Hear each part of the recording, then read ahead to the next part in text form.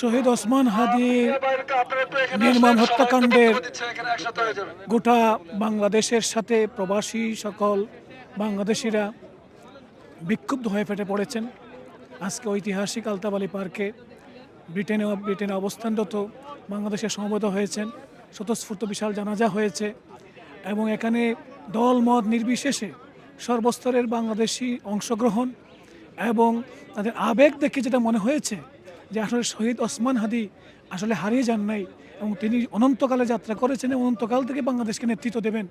যে তার যে স্বপ্ন ভারতীয় আধিপত্যবাদ বিরোধী যে নতুন বাংলাদেশ এবং স্বনির্ভর এবং সুখী সুন্দর স্বনির্ভর নতুন বাংলাদেশ, যে উদ্দেশ্যে জুলাই বিপ্লব হয়েছিল, সেই জুলাই বিপ্লব আসলেই এখন এই শহীদ ওসমান হাদির রক্তের দ্বারাবে শাহাদতের তামান্নার সিলসিলায় এখন আসলে ইতিবাচক পরিণতির দিকে যাচ্ছে বলে আমরা মনে করি।